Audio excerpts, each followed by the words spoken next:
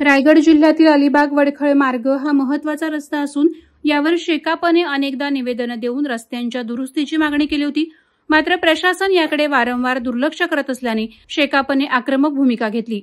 रस्त्याच्या दुरावस्थेमुळे नागरिकांना होणाऱ्या त्रासाकडे प्रशासनाचं दुर्लक्ष होत असल्याच्या निषेधार्थ शेकापने पेझारी चेकपोस्ट येथे रास्ता रोको आंदोलन केलं।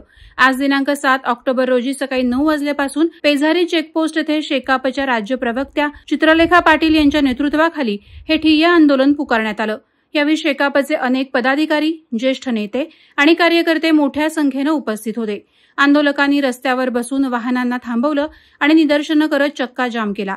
आंदोलनामुळे अलिबाग वडखळ मार्गावर दोन्ही दिशांना लांबच लांब वाहनांच्या रांगा लागल्या होत्या।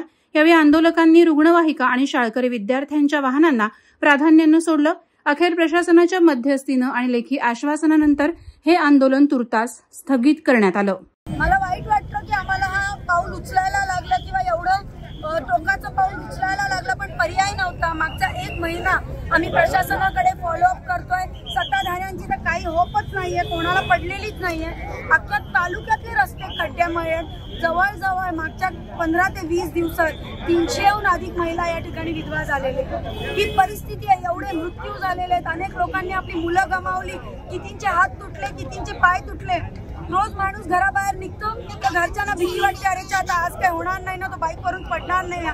एक दयनीय परिस्थिती अलिबाग तालुक्याच्या रस्त्यांची झालेली आहे। पैसे मंजूर आहेत पण भ्रष्टाचार आहे, त्याच्यात पॉलिटिकल विल नाहीये, त्याच्यात प्रशासनाचं काम नाहीये। मग अशा वेळी लाल बावट्यांनी आपल्या स्टाईलनी लोकांना न्याय मिळवायला रस्त्यावर उतरलो आणि आज मला लेखी आश्वासन आता मिळतंय की 10 दिवसात सगळे खड्डे आणि रस्ते आम्ही व्यवस्थितपणे भरू। ते मी निवेदन आज घेतेय।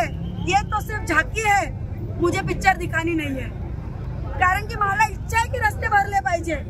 ही झाकी आहे, पण जर या ठिकाणी हे रस्ते भरले गेले नाही, काही परत उलट प्रशासनाने केलं, मला लिहून दिलेल्या मागण्या जर पूर्ण केल्या नाही तर दिवाळीच्या पहिल्या दिवशी आम्ही पुन्हा एकदा रस्ता रोको करू।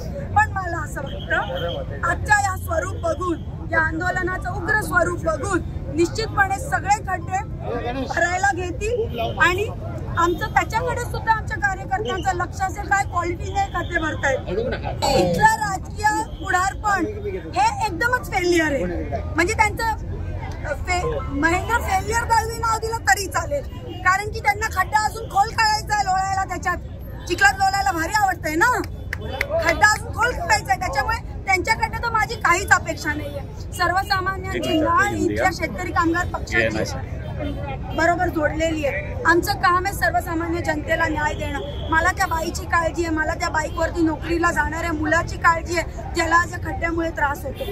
यांच्याकडनं तर काहीच होप्स घेऊ शकत नाही। जेव्हा जेव्हा शेका पक्ष रस्त्यावर उतरतो तेव्हा विजयच प्राप्त करतो आणि संघर्षातून जनतेला न्याय देण्याचा प्रयत्न करतो।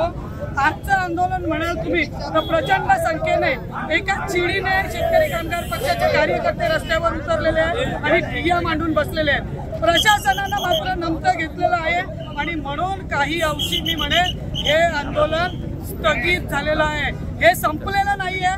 जोपर्यंत एकूण एक रस्त्यावरचा खड्डा भरला जात नाही, सुखकर रस्ते होत नाहीत, तोपर्यंत शेतकरी कामगार पक्ष हे आंदोलन थांबलं, संपलं असं म्हणणार नाही। नवी मुंबई व रायगड जिल्ह्यातील ताज्या बातम्या आणि घडामोडींसाठी सबस्क्राईब करा वादळवारा लाईव्ह चॅनल आणि दाबा बेल आयकॉन।